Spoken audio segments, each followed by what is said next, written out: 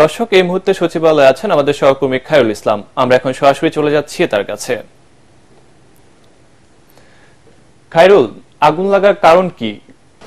আগুন লাগার কারণ কি আমাদেরকে জানাবেন? এখনো কি আগুন নিয়ন্ত্রণে এসেছে? জি, আপনি জানেন যে আসলে মধ্যরাতে বুধবার মধ্যরাতে সচিবালয়ের এই 7 নম্বর ভবনটিতে আসলে অগ্নিকাণ্ডের ঘটনা ঘটে। এতে কিন্তু আসলে এই ভবনটির অধিকাংশই কিন্তু পুড়ে গেছে। ফায়ার সার্ভিসের কর্মীরা কিন্তু এখনো আগুন নেভানোর চেষ্টা চালিয়ে যাচ্ছে। গত 6 ঘন্টারও বেশি সময় ধরে কিন্তু তারা এই কার্যক্রম পরিচালনা করছেন। তাদের সহযোগিতায় কিন্তু এখানে সেনাবাহিনী, র্যাব, বিজিবি সহ কিন্তু বিভিন্ন আইনি সংস্থা কিন্তু এখানে উপস্থিত রয়েছেন। এখানে এসে কিন্তু আমরা সাধারণ মানুষের সঙ্গেও কিন্তু কিছুক্ষণ আগে কথা বলেছি।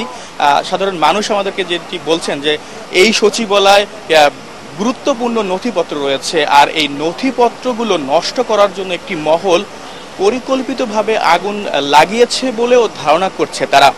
এছাড়াও কিন্তু গতকাল রাতে এখানে একটি অনাকাঙ্ক্ষিত ঘটনা ঘটে গিয়েছে।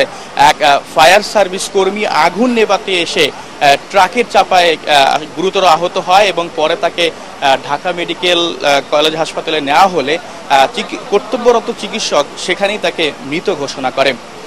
আগুন কিন্তু আসলে এখনো নেভানোর চেষ্টা করা হচ্ছে, তবে কি কারণে আগুন লেগেছে তা কিন্তু এখনো জানা যায়নি, এবং কি পরিমাণ ক্ষয়ক্ষতি হয়েছে তাও কিন্তু এখন পর্যন্ত জানা যায়নি। আগুন নেভানোর পর হয়তো ফায়ার সার্ভিস সবকিছুই জানাবেন আমাদেরকে। এই ছিল আমার কাছে সর্বশেষ খবর। ধন্যবাদ খায়রুল।